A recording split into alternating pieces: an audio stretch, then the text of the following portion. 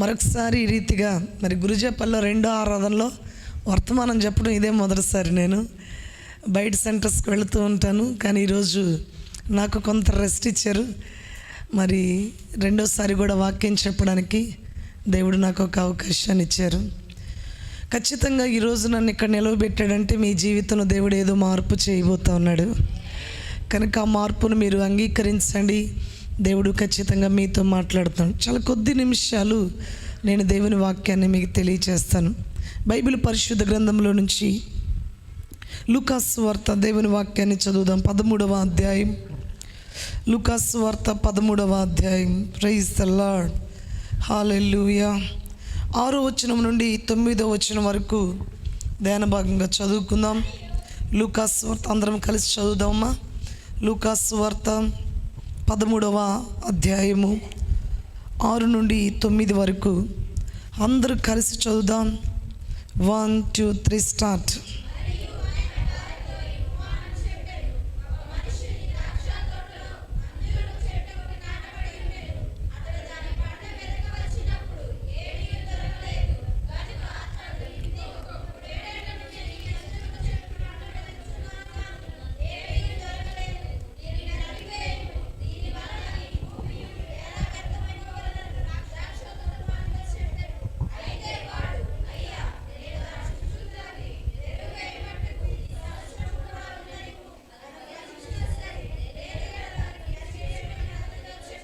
ఆమేన్.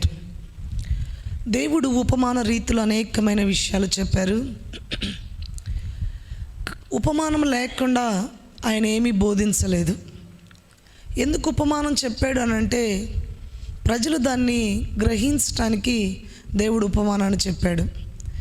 ఇక్కడ దేవుడు ఒక ఉపమానం చెప్పాడు. ఇప్పుడు మనము సంవత్సరం ఆఖరిలో క్రొత్త సంవత్సరం ప్రారంభంలో ఉన్నాం. ఇంకా చెప్పాలి అంటే పాత క్రొత్త రోజుల్లో ఉన్నాం. ఇప్పుడు ఈరోజు నా వర్తమానం అంశం ఏంటంటే క్రొత్త సంవత్సరం ఎలా ఉండబోతుంది, ఈ లేఖనాల ద్వారా నేను మీతో మాట్లాడబోతా ఉన్నాను. ఈ ఆరాధనకు వచ్చిన మీరు చాలా ధన్యులు. ఈ వర్తమానాన్ని మీరు రిసీవ్ చేసుకోనండి. ఈ వర్తమానం వైపుగానే మీ దృష్టిని సారించండి. ఈ యొక్క సంవత్సరం అంటే నూతన సంవత్సరం మనకు ఎలా ఉండబోతుంది, ఎలా ఉండబోతుందని లేఖనాలు చెప్తున్నాయి అనేది లేఖనాల వెలుగులో ధ్యానం చేద్దాం. ఇక్కడ ఒక ద్రాక్ష తోట యజమానుడు, తోటమాలి ఇద్దరున్నారు. యజమానుడు వేరు, తోటమాలి వేరు. ఓనర్ వేరు, సూపర్వైజర్ వేరు. ఓనర్ వేరు, మేనేజర్ వేరు. ఓనర్ అంటే ప్రాపర్టీ అంతా ఆయనది, మేనేజర్ ఏమో దాన్ని మెయింటైన్ చేస్తారు, దాని యొక్క వ్యవహారాలను చూస్తారు. ఓనర్ అన్నీ చూసుకోడు. ఇక్కడ అట్లానే ద్రాక్ష తోటకి యజమానుడు వేరు, తోటమాలి వేరు, అక్కడ పనిచేసే వ్యక్తి వేరు. ఇద్దరి మధ్య సంభాషణ మనం చదువుకున్నాం. యజమానుడికి తోటమాలికి మధ్య సంభాషణ. యజమానుడు ఏం చేశాడంటే ఆయనకు ఒక ద్రాక్ష తోట ఉంది. ఆ తోటలో అంజూరపు చెట్టు ఒకటి అని వ్రాయబడింది. ఒకే ఒక చెట్టు నాటుకున్నాడు ఆయన.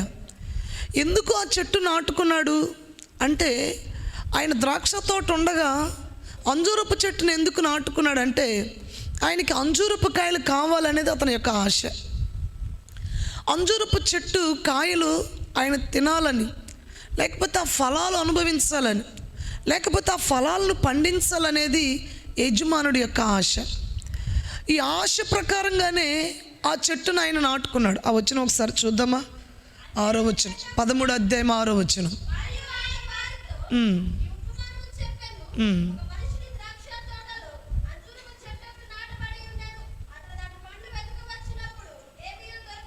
ఈ వచనం ఆధారంగా ఆయన ద్రాక్ష తోటలో అంజూరపు చెట్టు ఒకటి నాటుకొని దాని పండ్ల వెతుక వచ్చినప్పుడు, అంటే ఆ చెట్టును గురించి పండ్లు కూడా వెతుకుతున్నాడు ఆయన.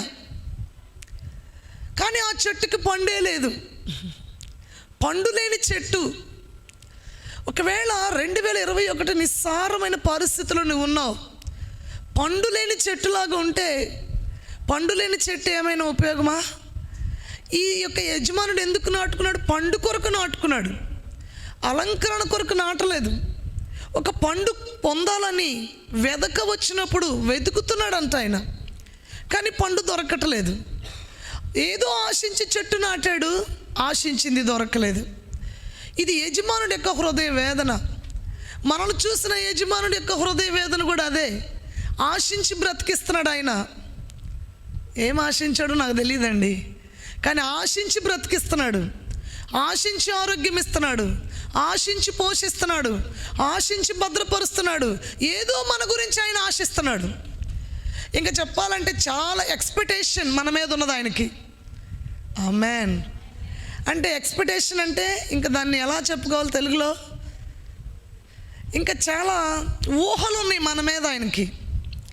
అందరూ చెప్పండి, నా మీద చాలా ఊహలు ఉన్నాయి ఆయనకని, చాలా ఆశలు ఉన్నాయి. నీకు నీ విషయమై నీ భర్తకు ఆశ లేకపోవచ్చు, నీ విషయమై నీ భార్యకు ఆశ లేకపోవచ్చు, కానీ నేను సృష్టించిన దేవునికి మాత్రం నీ మీద చాలా ఆశలు ఉన్నాయి. ఇప్పుడు నేను ఒక మాట్లాడుతున్నా, దేవునికి ఉన్న ఆశలు మనం రీచ్ అయ్యామా? Yes or no? రీచ్ అయ్యామా? చేరామా? దేవునికి ఉన్న ఆశల దగ్గరికి మనం చేరామా అన్న చెప్పండి. చేరామా? Praise the lord. దేవుడు ఆశించిన మేరకు చేరామా అంటే డౌటే. దేవుడు మనసులో ఉన్నట్టు చేరామా? డౌటే. దేవుడు మన మీద పెట్టుకున్న ఆశలో చేరామా అంటే డౌటే. ఈ చెట్టు కూడా అదే పరిస్థితి అండి. 3 సంవత్సరాలు వెతుకుతున్నాడంట. 3 సంవత్సరాలు లెక్కలేస్తే 36 నెలలు వెతికాడు, 156 వారాలు వెతికాడు. 3 సంవత్సరాలకి ఎన్ని? 36 నెలలు వెతికాడు, 156 వారాలు వెతికాడు, 1190 రోజులు వెతికాడు. దేనికోసం? పండు కోసం. ఇంకొక మాట మిమ్మల్ని అడగాలి, ఒక చెట్టు నాటుకున్నప్పుడు పండు ఆశించడం న్యాయమా అన్యాయమా? న్యాయంగానే వ్యవహరిస్తున్నాడు యజమానుడు. ఇంకా చెప్పాలంటే 26,280 గంటలు వెతికాడంట. ఇంకా చెప్పాలి అని అంటే 4,73,040 నిమిషాలు వెతికాడంట ఆయన. ఎందుకోసం? ఈ సంవత్సరం అంతా వెతికాడు, వెతుకుతూ ఉన్నాడు. లాస్ట్కి వచ్చాం. ఇందాక నేను చెప్పాను కదా, లాస్ట్కి వచ్చాం. ఈ దినాల్లో వేకు వెలుగులో నేను ఒక సిరీస్ ప్రారంభించాలనుకున్న 5 రోజులకి. బలంగా ప్రారంభించు, బలంగా ముగించు, ప్రభావంతో ప్రారంభించని క్రొత్త సంవత్సరానికి అనుకూలంగా వేకు వెలుగుల వర్తమానాలు విడుదల చేయాలని ప్రార్థన చేస్తున్నారు. రేపు సోమవారం నుంచి అవి స్టార్ట్ అవుతాయి. సోమవారం నుంచి శుక్రవారం వరకు నా వర్తమానం ఏంటంటే, బలంగా ముగించు, ప్రభావంతో ప్రారంభించు. క్రొత్త సంవత్సరాన్ని బలంగా ముగించాలి, క్షమించండి, పాత సంవత్సరాన్ని బలంగా ముగించాలి, క్రొత్త సంవత్సరాన్ని ప్రభావంతో ప్రారంభించాలి. అది ఈరోజు వర్తమానం కాదండి, రేపు వేకు వెలుగులో నేను అది స్టార్ట్ చేయబోతా ఉన్నాను. దేవుడు వెతుకుతూ ఉన్నాడు ఒక పండు దొరికిద్దేమనని, ఒక ఫలం. మీకా గ్రంథంలో రాయబడి ఉంది ఒక మాట. ఆ వచ్చినాన్ని ఒకసారి చూద్దాం. మీకా గ్రంథం అంటే 765 పేజీ నెంబరు, 7వ అధ్యాయము 7వ అధ్యాయం 1వ వచనం చదువుదాం. మీకా గ్రంథం 7వ అధ్యాయం 1వ వచనం చదవండి అమ్మా.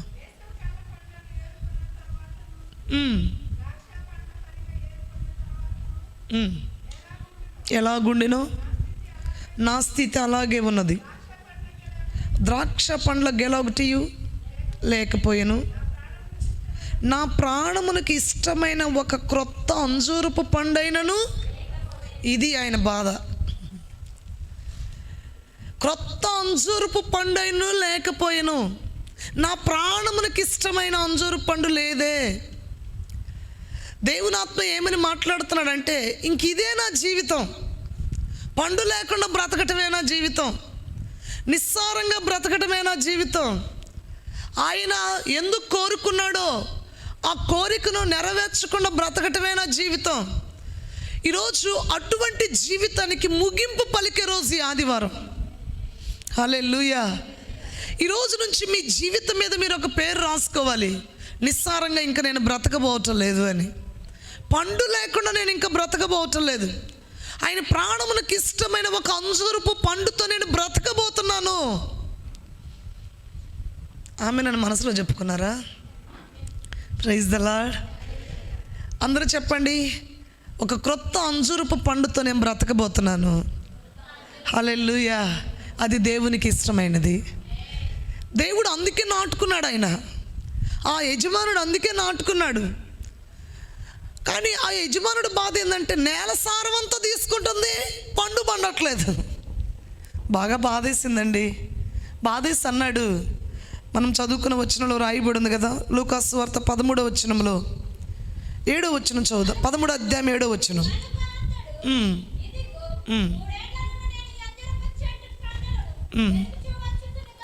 కానీ ఏమీ దొరకలేదు.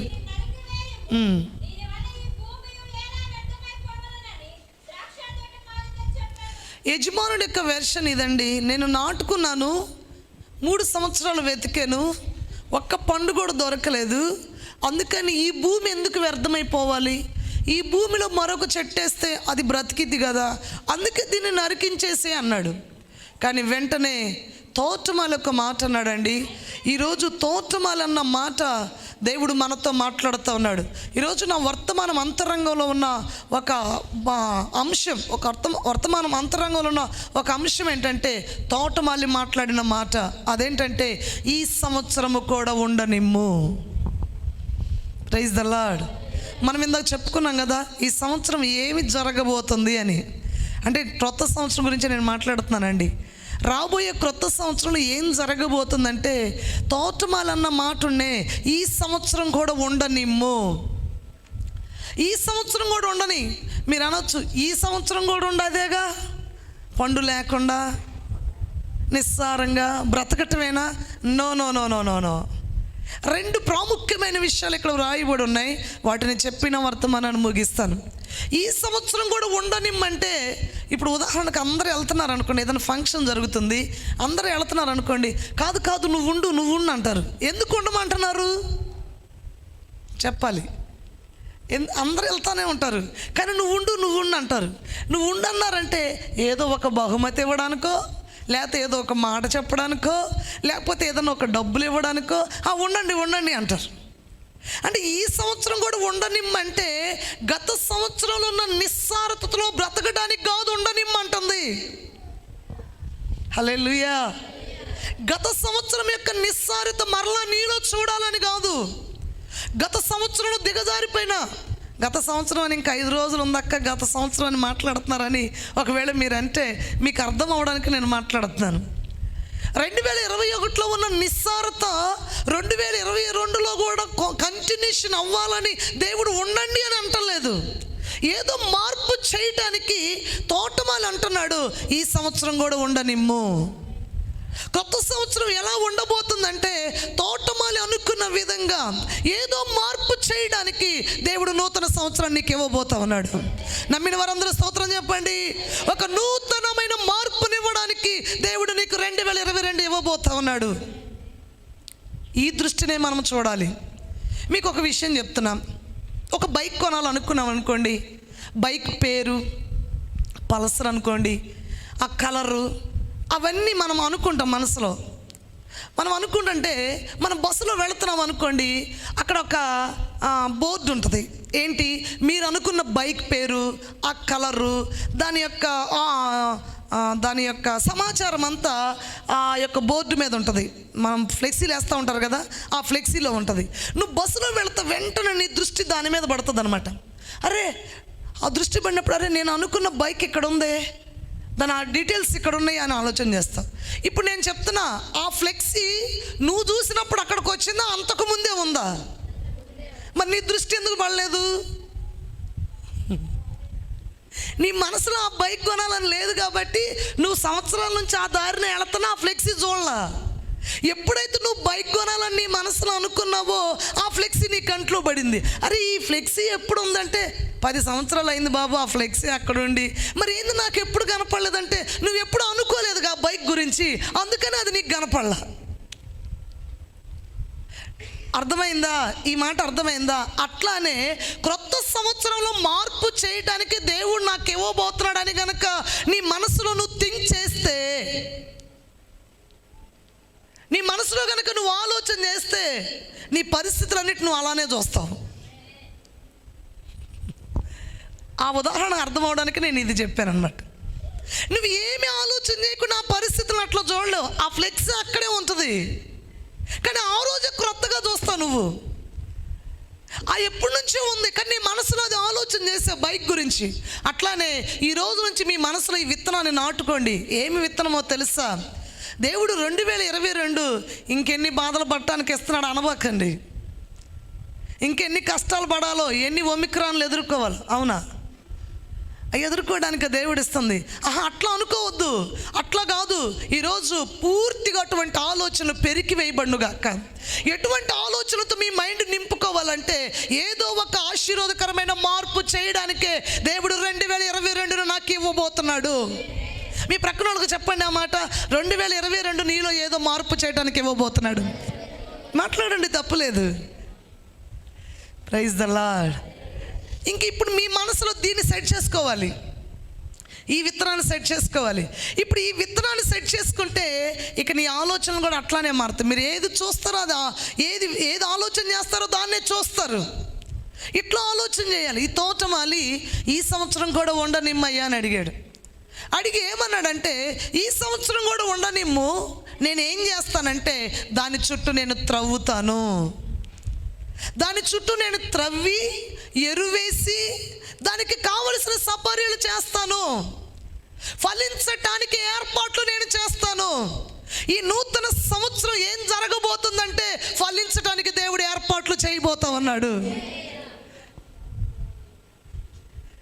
మన వర్తమానం ఆన్సర్ వచ్చిందని నేను అనుకుంటున్నాను.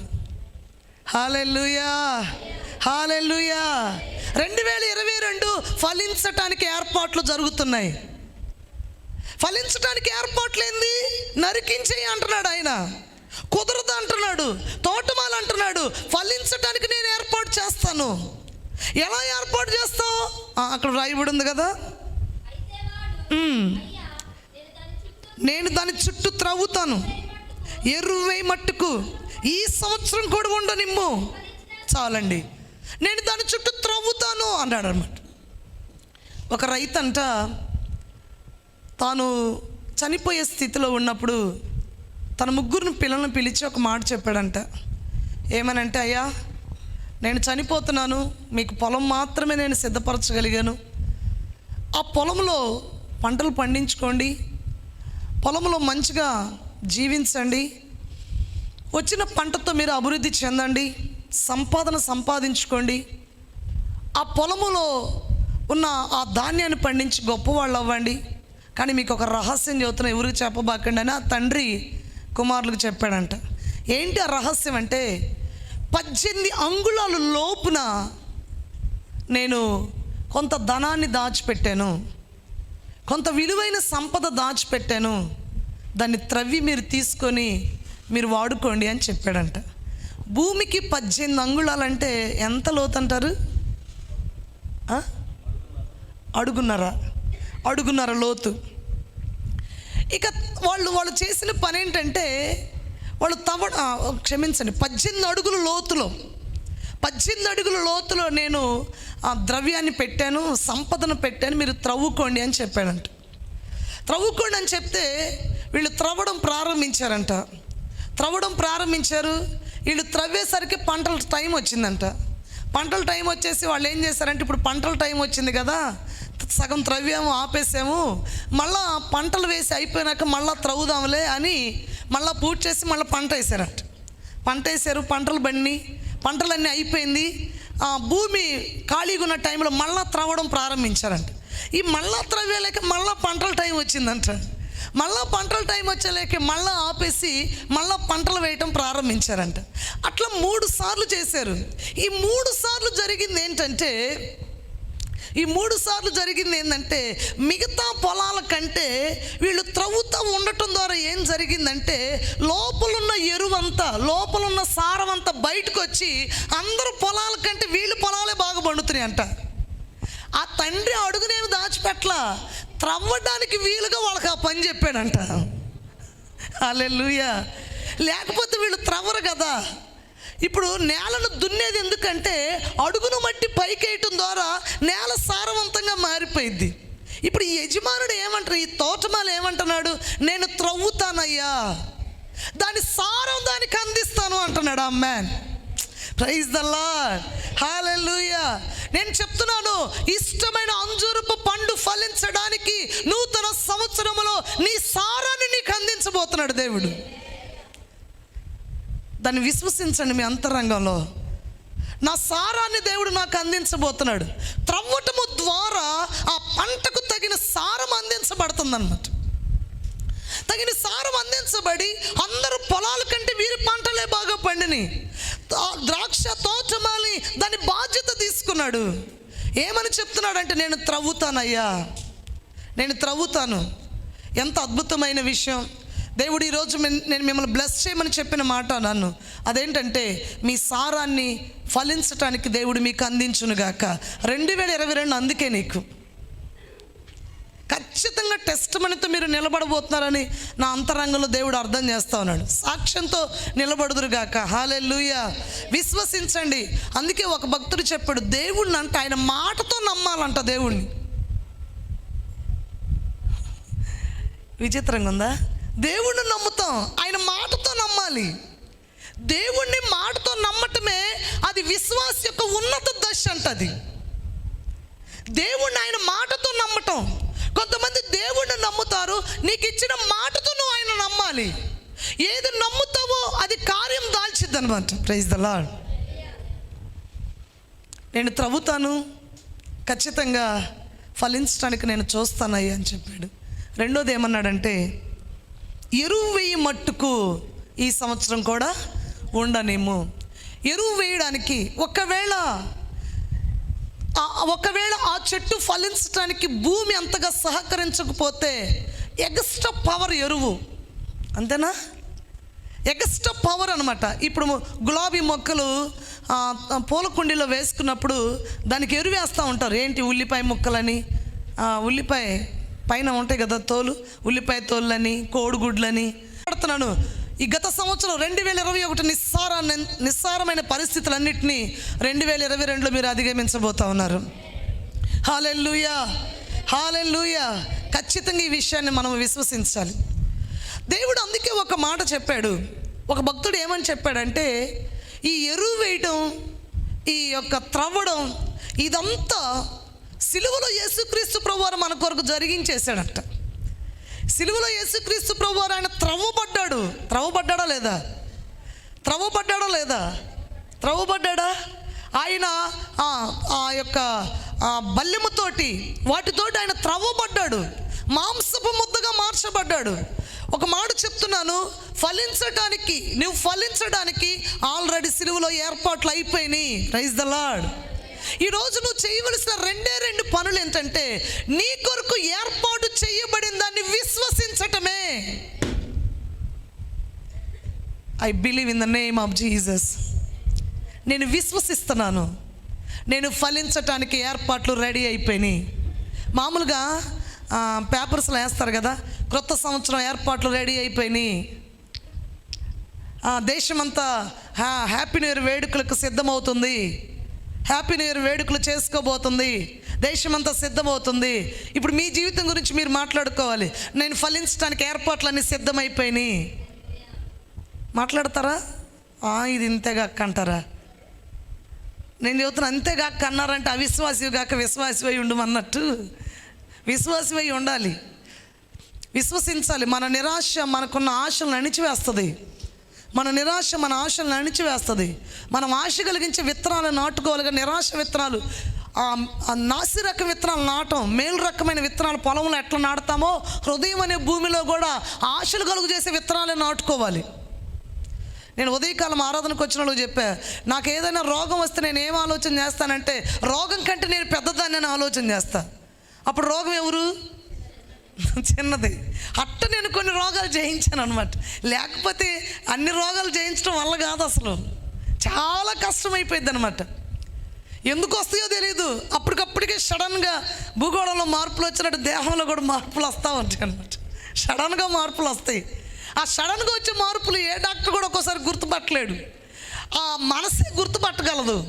గుర్తుపట్టినప్పుడు నేను అట్లా అనుకుంటాను, రోగం కంటే నేను గొప్పదాన్ని అని.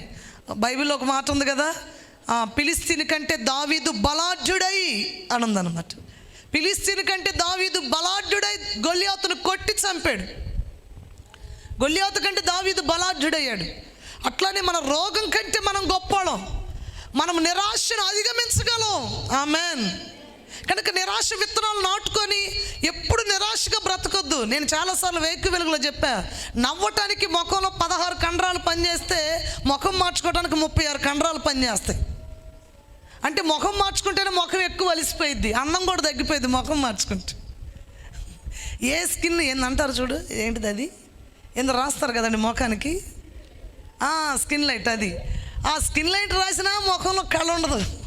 ఎందుకంటే లోపల ఉంది అది. నవ్వితే 16 కండరాలే పనిచేస్తాయి, అలిసిపోదు ముఖం, చాలా గ్లోగా ఉంటుంది. ముఖం మార్చుకుంటే గ్లో అంతా పోయిద్ది అనమాట. కనుక యవనస్తులకు నేను చెబుతాను, అందుకని రోడ్ల మీద పోతా కూడా నవ్వబాకండి. ఎక్కడ నవ్వాలో అక్కడ నవ్వాలన్నమాట. కానీ హృదయం చాలా సంతోషంగా ఉండాలి. బైబిల్ చెప్తుంది ఎల్లప్పుడూ సంతోషంగా ఉండండి అని. కనుక ఈ విషయాన్ని గుర్తుపెట్టుకోవాలి. నిరాశ విత్తనాలు హృదయంలో నాటుకోవద్దు. ఆశ కలిగిన పరిస్థితులు నాటుకోనండి. ఆశలు దేవుడు చిగురింపజేస్తాడు. నిరాశలో ఉన్నవారిని బలపరుస్తాను అంటలా, ఆశ కలిగిన వారి ప్రాణాన్ని తృప్తిపరుస్తాను అంటున్నాడు దేవుడు. ఆశ కలిగిన వారి ప్రాణాన్ని తృప్తిపరుస్తాను అంటున్నాడు. ఇది చాలా ప్రాముఖ్యమైన విషయం అన్నమాట. అట్లా మీ జీవితాలను సిద్ధపరచుకోవాలి. యేసుక్రీస్తు ఆల్రెడీ సిలువలో మన కొరకు చేశాడు, దాన్ని మనం విశ్వసించాలి. ఇప్పుడు చెప్పండి, ప్రభువా సిలువలో నా కొరకు చేసిన దానిని బట్టి నేను 2022లో ఫలించడానికి నేను విశ్వసిస్తున్న, నా కొరకు ఏర్పాట్లు చేయబడ్డాయి. ఇది మీ బైబిల్లో రాసుకోండి, నెరవేర్పును మీరు చూస్తారు. నాకు ఈ వర్తమానం దేవుడు ఇచ్చినప్పుడు, ఇంకా నా నోట్స్లో రాయలేదండి, నేను చెప్తున్నాను. ఈ వర్తమానం దేవుడు ఇచ్చినప్పుడు నా నోట్స్లో నేను రాసుకోవాలనుకున్నాను. నాకు 2022 డైరీ వస్తే నేను దాంట్లో రాస్తాను. అదేంటో తెలుసా, ఈ సంవత్సరం మరి ఎక్కువగా ఫలించడానికి ఏర్పాట్లు నా విషయమై జరుగుతున్నాయని. మీరు కూడా అట్లానే రాసుకోండి మీ బైబిల్లో. 2022లో నేను విశ్వసిస్తున్నాను, నేను నమ్ముతున్నాను, ఈ నిస్సారమైన జీవితం ఇంకా నా జీవితంలో చూడట్లేదు. చెరసాల జీవితం యోసేపుకు లేనట్లుగా, ప్రైజ్ ద లార్డ్, పాపపు జీవితం సమరయ స్త్రీకి లేనట్లుగా, దయ్యాలు పట్టిన జీవితం గరాసిన ప్రాంతంవాడికి లేనట్లుగా, హల్లెలూయా, సమాధులకు వెళ్ళిన లాజరు తిరిగి బ్రతికించబడినట్లుగా, ఆ నిర్జీవమైన స్థితి లేనట్లుగా నా జీవితాన్ని ఫలించడానికి దేవుడి ఏర్పాట్లు ఈ 2022లో నా కొరకు సిద్ధం చేస్తా ఉన్నాడు. నేను వాటిని విశ్వసిస్తున్నాను. సిలువ ద్వారా ఈ ఏర్పాట్లకు నేను అర్హురాలని. మనల్ని బట్టి కాదు మనం అర్హులం, సిలువను బట్టి మనం అర్హులం. యేసుక్రీస్తు సిలువను బట్టి ప్రతి విధమైన అవిధేయతలో ఉన్న కూడా అర్హులే. సిలువను బట్టి మాత్రమే. మన నీతి క్రియలను బట్టి ఎన్నడూ దేవుడి దగ్గరికి మనం వెళ్ళలేం, సాధ్యం కాదు. అసలు మనం నీతి క్రియలు చేయలేం. తండ్రి అంటే నువ్వు చేసిన పాపపు క్రియలన్నీ కనపడవు. తండ్రి అని పిలిస్తే ఆయన పాపపు క్రియలు పట్టించుకోడు. కానీ నిజమైన పశ్చాత్తాపం అంతరంగానికి తెలుసు కాబట్టి దేవుడు చూస్తాడు. నోటితో తండ్రి అంటే కుదరదండి, అంతరంగం వేసేకి తెలుసు కదా. అంతరంగంలో కూడా వస్తుందా, సరైన పశ్చాత్తాపం వస్తుందా, సరైన నడిపింపుతో వస్తుందా. ఇప్పుడు నేను తండ్రి అనండి అనుకో, మీరు కూడా ఏమంటారు? ఎందుకంటే నేను అనమన్నాను కాబట్టి అంటారు. కానీ హృదయంలో కూడా వస్తుంది అన్నది దేవుడు చూస్తాడు. అది చాలా ముఖ్యమైనది అనమాట. దాన్ని దేవుడు కౌంట్ చేస్తాడు, అనమాట. దాన్ని దేవుడు పట్టించుకుంటాడు. అందుకని పాపం చేయండి తండ్రి అనండి అని నేనే లైసెన్స్ ఇవ్వటల్లా. లైసెన్స్ ఇవ్వడానికి నేనెవరిని? తీర్పు తీర్చేది, శిక్షించేది దేవుడు. ఆమెన్ చెప్పండి. అట్టాటి లైసెన్సులు నేనేమి ఇవ్వటల్లా. డ్రైవింగ్ లైసెన్సులు ఇస్తారు. కొంచెం డ్రైవింగ్ లైసెన్సులు ఎట్టిస్తారండి? పర్ఫెక్ట్ డ్రైవర్లకు ఇస్తున్నారా? పర్ఫెక్ట్ డ్రైవర్లకు లైసెన్స్ ఇస్తున్నారా? లేదు. దేవుడు అంత గుడ్డివాడు కాదు. కాదండి. దేవుడు అంతరంగాన్ని చూస్తాడు. కనుక నువ్వు హృదయపూర్వకంగా, ఇంకా ఏ సోర్సెస్ లేదు, పొరపాటు అయింది, ఇలాంటి పరిస్థితి ఏర్పడింది, ఇంకెప్పుడు ఆ పరిస్థితి నేను చెయ్యను అంటే మోసపుచ్చడానికి దేవుడేమన్నా మనిషా?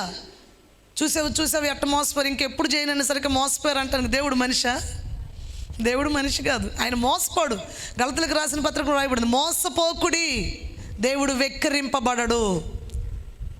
దేవుడిని మనం వెక్కిరించడానికి మోసపోవద్దు. కనుక ఈ విషయాన్ని గుర్తుపెట్టుకోవాలి. ఖచ్చితంగా నువ్వు దేవా నన్ను క్షమించు, నా పరిస్థితి ఇదని కనుక వస్తే దేవుడు ఖచ్చితంగా నెట్టివేయడు, క్షమిస్తాడు. సిలువను బట్టి మాత్రమే, అది నేను చెప్పేది. ఆయన రక్తమును బట్టి నువ్వు అర్హుడివి. యేసుక్రీస్తు రక్తమును బట్టి నేను అర్హురాలని. రక్తము లేకపోతే అర్హత లేదు, క్షమాపణ లేదు.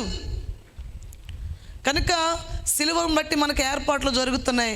2022 ఈ రోజు నుంచి మీరు మాట్లాడాలి, నేను ఫలించటానికే, నిస్సారంగా ఉండటానికి కాదు. ఒకవేళ మీరు భార్యాభర్తలు అనుకోండి, మీ భర్తతో మీరు చెప్పండి, మీ భార్యతో మీరు చెప్పండి, ఇలానే సంభాషణ చేసుకోండి. ఎప్పుడు మారుతాయో పరిస్థితులు, ఇంక ఇలానే ఉంటాయి. ఈ భాష వద్దండి, ఫలించటానికి 2022. Praise the lord. సిలువ ద్వారా ఏర్పాటు. రెండో విషయం చెప్పిన వర్తమానం ముగిస్తా. చూడండి, యోహాను సువార్త 15వ అధ్యాయం, అక్కడ ఒక మాట వ్రాయబడింది. యోహాను సువార్త 15వ అధ్యాయం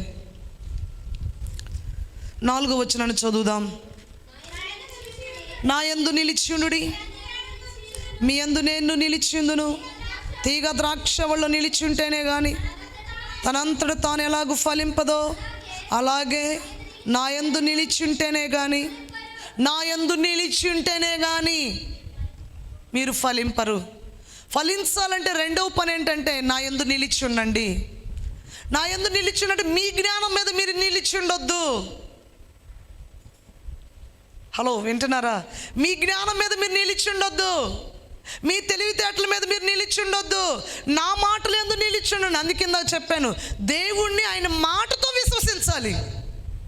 అది ఉన్నతమైన దశ. ఆయన మాటే వీలు కలుగు చేసుకుంటుంది. అందుకే బైబిల్ ఉంది కదా, నా వాక్యము సజీవమైనదై ఎటువంటి ఖడ్గము కంటే వాడిగా నుండి ప్రాణము ఆత్మ మూలుగును విభజించినంత మట్టుకు దూరుచు అని ఉందన్నమాట. హెబ్రీయులకు రాసిన పత్రిక ఆ మాట చూద్దాం. ఆయన మాట ఎట్ట పని చేసుకుంటుందో ఆడ వ్రాయబడి ఉంది. చూడండి, 4వ అధ్యాయము 13వ వచనం, 12వ వచనం. దేవుని వాక్యము సజీవమై బలము గలదై 2 అంచులు గల ఎటువంటి ఖడ్గము కంటెను వాడిగా ఉండి కీళ్లను మూలుగును విభజించినంత మట్టుకు దూరుచు హృదయం యొక్క తలంపులు ఆలోచనలు శోధిస్తుందంట. అది నేను ఒక మాట చెప్తున్నాను, నీ జ్ఞానం ఇట్ట వేరు చేసిద్దా? హలో, వింటున్నారా? మన జ్ఞానం వేరు చేసిద్ది అట్లా.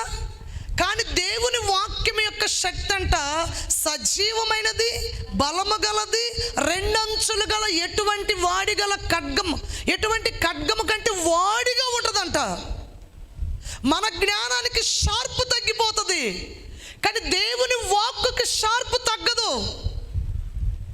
అందుకే దేవుని మాట యందు మనం నిలిచి ఉండాలి. దేవుని మాట, అందుకే నేను అంతకుముందు చెప్పాను కదా, దేనికైనా ఎక్స్పైరీ డేట్ ఉంటుంది, కానీ వాక్యానికి ఎక్స్పైరీ డేట్ లేదు. Praise the lord. ఎంత ఖరీదైన మందులకైనా ఎక్స్పైరీ డేట్ ఉంటుంది, కానీ వాక్యానికి షార్ప్గా ఉంటుంది ఎప్పుడైనా. అది నీకు పనిచేసిద్ది, నీ పిల్లలకు పనిచేసిద్ది, నీ పిల్లలకు పనిచేసిద్ది, షార్ప్గా ఉంటుంది అనమాట. అది ఆకాశము భూమిని గతించింది, కానీ వాక్యము గతించదు. ఎటువంటి 2 అంచులు గల ఎటువంటి ఖడ్గము కంటెను వాడిగా నుండి ప్రాణ ఆత్మ మూలుగును విభజించినంత మట్టుకు దూరుచు తలంపులను ఆలోచనలు వేరు చేసిద్ది. అంతే. ఆ మాట మీద నిలిచి ఉండండి. మీ జ్ఞానం మీద నిలిచుంటే ఫలించలేరు. మాట మీద నిలిచునండి. నేను ఒక మాట అడుగుతున్నా, మాట మీద నిలిచుంటానికి ఏమన్నా ఖర్చు అయింది అంటారా? మన జ్ఞానం మీద ఇంత ఖర్చు అయింది. మనకి ఎంత ఖర్చు అయింది మాట మీద నిలిచుంటానికి. ఇప్పుడు పేతురు నీళ్ళ మీద నడిచి వస్తానన్నాడు. యేసుప్రభువారు ఏమన్నాడు? రమ్మన్నాడు. ఖర్చు ఏమైనా అయిందంటారా? ఖర్చేం కాలా. అసలు ఇంకోటి సహాయం కూడా లేదండి అసలు పేతురుకి. యేసుప్రభువారు రా అన్నప్పుడు నీళ్ళ మీద నడవడానికి ఇంకోటి సహాయం లేదు. మునిగిపోయేటప్పుడు యేసుప్రభువారు కావాల్సి వచ్చింది. నీ జ్ఞానం పనిచేసేటప్పుడు మనుషులు కావాలి. దేవుడు మాట చెప్తా ఆ మాట మీద వెళ్ళినప్పుడు నీళ్ళ మీద నడవటానికి కూడా ఇంకోటి అక్కర్లే అసలు. Praise the lord. హల్లెలూయా. ముగించేదా కొనసాగించేదా? ఆమెన్. కానీ మీరు కొనసాగించమని నా టైం అయిపోతుంది, నేను ముగించేస్తాను. దేవుని మాట మీద నిలిచి ఉండండి. ఆయన సిలువలో మీ కొరకు ఏర్పాట్లు చేయబడ్డాయి అని విశ్వసించండి. 2022 ఫలించటానికి నా కొరకు సిద్ధమవుతుంది. Praise the lord. ఈ నిస్సారమైన జీవితంతో బైబిల్ చెప్తుంది, గుడ్డివాడిని అన్నారు, యేసు పిలుచుచున్నాడంటే వాడు బట్టను పారవేసి పరిగెత్తుకుంటూ వెళ్ళాడు. ఈరోజు ఈ వర్తమానం నీ దగ్గరికి వచ్చిందంటే 2021లో ఉన్న ప్రతి సారోస్ అంటే దిగుళ్ళు, చింతలు, విచారాలు ఈ 5 రోజుల్లోనే విడిచిపెట్టాలి. ఇంకా 5 days మాత్రమే ఉన్నాయి, మనకి 5 రోజులు మాత్రమే ఉన్నాయి. ఈ 5 రోజులు విడిచిపెట్టేసేయాలి. ఒక అద్భుతమైన ఫలించే సంవత్సరంలోకి మనం వెళ్ళబోతా ఉన్నాం. ఏర్పాట్లు అయిపోయినాయి. దేవుడు చెప్తున్నాడు, మాట మీద నిలిచి ఉండండి. నాలో నిలిచి ఉంటేనే మీరు ఫలిస్తారు. నిలిచి ఉండకపోతే, నేను ఒక మాట చెప్తున్నాను చివరిగా, మనము తప్పు చేస్తే దేవుడు శిక్షించడండి. ఇది చేతనే జనానికి కోపం వస్తుంది. జాషువా హైదరాబాద్లో సెమీ క్రిస్మస్లో వాక్యం చెప్పడానికి వెళ్ళాడంటే, వాక్యం చెప్పడానికి వెళితే వాడు వాక్యం చెప్పాడంటే ఏమనంటే, యేసుక్రీస్తు రక్షించడానికి వచ్చాడు, శిక్షించడానికి రాలేదు అని. అక్కడ ఒక పాస్టర్ గారు ఉన్నాడు, ఆల్రెడీ ఇంటి ఓనర్ పిలిచారు. వాళ్ళు పిలిస్తే వాక్యం చెప్పడానికి వెళ్ళాడు. వాక్యం చెప్పడానికి వెళ్తే యేసు ప్రభువు రక్షించడానికి వచ్చాడు, శిక్షించడానికి రాలేదని వాక్యం చెప్పాడు. ఇక ఆ పాస్టర్ గారు అంట వీడికి కానుక ఇక్కడ పంపించాడు. కానుక ఇక్కడ పంపిస్తే ఇంటి ఓనరు ఆ పాస్టర్ గారి మీద తగాదాడాడు. నేను నా తరపున పాస్టర్ గారిని పిలిపిస్తే నువ్వు కానుక ఎందుకు ఇవ్వలేదంటే, అప్పుడు చెప్పాడంట, ఆ అబ్బాయి చెప్పేదంతా తప్పు బోధ, యేసు ప్రభువారు శిక్షించడా, రక్షించడానికి వచ్చాడని చెప్పాడు, శిక్షించడా యేసు ప్రభువారు? శిక్షిస్తాడు కదా, మరి శిక్ష గురించి ఎందుకు చెప్పలేదు అని అన్నాడంట. అప్పుడు జాషువా చెప్పాడంట, శిక్ష అనేది అందరికీ తెలుసు, రక్షణ అనేది అందరికీ తెలియట్లేదు అన్నాడంట. Praise the lord. ఏమండి, ఎవరైనా సహజంగా లోకం కూడా ఏమంటారు, తప్పు చేస్తే కళ్ళు పోతాయనో నరకానికి పోతారని అనుకుంటారు. వీడు బాండీలో కాలుతాడరా అని అనుకుంటూ ఉంటారు లోకంలో కూడా. శిక్ష సంగతి అందరికీ తెలుసు, కానీ రక్షణ ఉందని తెలియక మనుషులు ఆత్మనోన్నతికి లోనైపోయి జీవితాలు పాడు చేసుకుంటూ ఉన్నారు. ఈ విషయం చాలామందికి అర్థం కాదు. నేను ఎందుకు ఈ విషయాన్ని చెప్పానంటే, దేవుడు శిక్షించడు తప్పు చేస్తే. చాలాసార్లు చెప్పే సంఘంలో ఈ మాట నేను, దేవుడు శిక్షించడు, కానీ నువ్వు తప్పు చేస్తే సాతానుకు దొరుకుతావు. అది జరిగేది. దేవుడు శిక్షించడు, కానీ ఎవరికి దొరుకుతావు? సాతానుకు దొరుకుతావు. మీకు ఒక మాట చెప్పమంటారా? మేము చికెన్ తెచ్చుకున్నాం, కానీ ఎవరికి తెలియదండి చికెన్ తెచ్చుకున్నది. కానీ ఒక్కదానికి మాత్రం తెలిసింది, కుక్కకి. అది తెచ్చిన దగ్గర నుంచి వాయిటికాడే కూర్చుంది. మేము అనుకుంటున్నాము, దీనికి ఎవరు చెప్పారా? అసలు మేము తెచ్చుకున్న సంగతి దీనికి ఎవరు చెప్పారు? వండలేదు, మొదలు పెట్టలేదు. అదే 3 గంటలకే తెచ్చాం, సాయంత్రం 9 దాకా ఆడే ఉంది. సాతాను కూడా అట్టటోడే. పాపం వాసన నీ దగ్గర వస్తే చాలు, వాడిని ఒకళ్ళు బెరవాల్సిన పని లేదు. పాపం వాసన ఏడుండో గుర్తుపడతారు, ఏడుండో గుర్తుపట్టిద్ది అది. ఇప్పుడు ఆ కుక్కకి మేమేమైనా చెప్పాము, మేము ఈరోజు చికెన్ తెచ్చుకున్నాం, వండుకున్నాం. అసలు కవర్ ఎడదేయటం చూసిందో మొత్తానికి రానే వచ్చి అంతే కూర్చుంది. మా ఇంట్లో ఆడవాళ్ళందరూ మాట్లాడుకున్నా, ఆ కుక్క చూసావు ఎవరు చెప్పారు దానికి వచ్చిందని. సాతాను కానీ అట్లాంటాడు, పాపం చేస్తే దేవుడు శిక్షించడు, కానీ సాతానుకు దొరికిపోతాడు. వాడు గుల్ల చేస్తాడు అంతే, వాడి పని అదే కదా. వాడి పని సామాన్యంగా ఊరుకోడు. వాడు ఏం చేస్తాడంటే, దొరికేవు కదా, ఎట్లా ఇప్పుడు పిట్ట కనుక వేటగాడికి దొరికితే దాన్ని ఎలా చేయాలో అలా చేస్తాడు. మెడ ఎరగదీస్తాడు, కాళ్ళు ఎరగదీస్తాడు, చేతులు ఎరగదీస్తాడు, వాడు ఇష్టం. సాతాను కూడా అట్టాడు, వాడికి దొరకకుండా ఉండటానికి పాపం చేయకూడదు. ఎంతమందికి అర్థమైందమ్మా? దేవునికి స్తోత్రం. మీకు అర్థమైతే చాలు. దేవుడికి క్షమిస్తాడు కాబట్టి, ఏ దొంగతనం చేసినా ఏం చేసినా దేవుడికి క్షమిస్తాడు కాబట్టి దేవునికి స్తోత్రం. ప్రార్థన చేసుకుంటే క్షమాపణ వచ్చింది, నిజమే. కానీ వాడికి దొరికితే వాడు ఒప్పుకోడే, వాడు నీ జీవితాన్ని నష్టపరుస్తాడే. ఈ సంఘాన్ని గురించి దేవుడు ఉదయకాలం చెప్పింది, నేను చెప్పాను. ఈ ఉదయకాలం చెప్పాను, అంతకుముందు చెప్పింది. ఈ సంఘంలో కొంతమందిని ప్రవక్తనీలుగా దేవుడు చేయాలనుకున్నాడంట, చేసే టైంకి మిస్ అయ్యారంట. కానీ ఈ సంఘం 20 సంవత్సరాలు యవనస్తురాలు. ఈ సంఘం 20 సంవత్సరాల అమ్మాయి అంటే ఏంటండి? యవనస్తుల సంఘం, ఈ సంఘం సేవకు పరిగెత్తాల్సింది, సేవకు లేవనెత్తబడాల్సింది, ప్రవక్తలు తయారవ్వాలి. 20 సంవత్సరాలు యవనస్తురాలు అంటే అర్థమైంది, అన్ని అవయవాలు కలిగి సంపూర్ణ పురుషుడు, సంపూర్ణ స్త్రీ. 20 సంవత్సరాలు యవనస్తురాలు అంటే, సేవ ప్రారంభించి 20 సంవత్సరాలు గురుజెప్పలలో సంపూర్ణమైన ఆకారంలోకి వచ్చిందంటే మిస్ అయిందనమాట. ప్రవక్తలు తయారు చేద్దాం, ప్రవక్తని తయారు చేద్దాం, సంపూర్ణంగా సేవకు పరిగెత్తేవారిని తయారు చేద్దాం అనుకున్న సమయానికి దుష్టుడు మోసం చేస్తే వాడు మోసంలో పడి తప్పిపోయారంట. అందుకే దేవుడు చెప్తున్నాడు, నా యందు నిలిచి ఉండండి, నా మాట మీద నిలిచి ఉండండి. నా మాట పవర్ఫుల్గా పనిచేస్తుంది, ప్రాణాత్మ మూలుగును విభజించినంత మట్టుకు దూరిద్ది.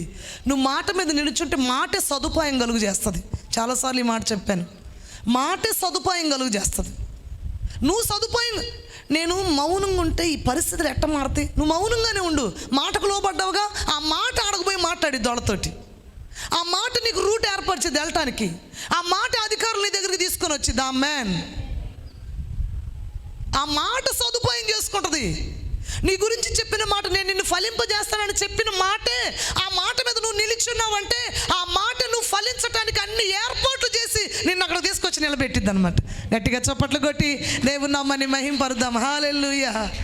2022 ఫలించడానికి ఏర్పాట్లు జరుగుతూ ఉన్నాయి.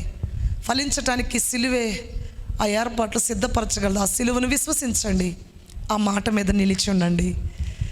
ఇప్పుడు చెప్పండి, 2022 ఫలించటానికే, నిస్సారంగా ఉండడానికి కాదు. Praise the lord. ఈ సంవత్సరం కూడా ఉండనిమ్ము, ఇంకా అవసరం లేదు అని అనుకోవద్దు. ఈ సంవత్సరం ఫలించటానికే ఈ 5 రోజులు ఇదే భాష మాట్లాడుకోండి, ఇదే భాష మాట్లాడుకోండి. ఆ వాతావరణంతో మీరు నింపబడుదురుగాక. అటువంటి కృప దేవుడు మీకు అనుగ్రహించునుగాక.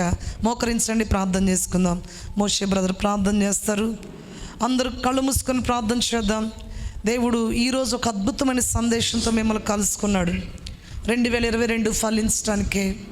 2021 అంత నిస్సారమైన పరిస్థితుల్లో ఒకవేళ నీ జీవితం దిగులుతో, సారస్తో, ఇబ్బందితో, ఒకవేళ మానసిక డిప్రెషన్తో నువ్వు ఒకవేళ ఉంటే, ఈ ఆదివారం ఆరాధనలో దేవుడు నీతో మాట్లాడుతూ ఉన్నాడు. ఈ సంవత్సరం కూడా ఉండనిమ్ము, 2020 కూడా ఉండనిమ్ము. ఎందుకంటే ఫలించటానికి నేను త్రవ్వుతాను, సారం అందిస్తాను, నేను ఎరువేస్తాను. ఎస్ ఆమేన్. ఎంత అద్భుతమైన ప్రణాళిక ఆయన కలిగి ఉన్నాడు 2022 కొరకు. ఎంత అద్భుతమైన ప్రణాళిక కలిగి ఉన్నాడు బ్రదర్ అండ్ సిస్టర్. ఆ ప్రణాళికను ఒక్కసారి నీ మనోనేత్రాలు తెరిచి చూడు. ఆ ప్రణాళికను చూడు, ఆ ప్రణాళికను చూడు, ఆ ప్రణాళికను చూడు, ఆ ప్రణాళికను చూడు. అదే నీ జీవితంలో వాస్తవమైనది, అదే నీ జీవితంలో శ్రేష్టమైనది, అదే నీ జీవితంలో ఆశీర్వాదకరమైనది. ప్రార్థన చేయబోతున్నాం.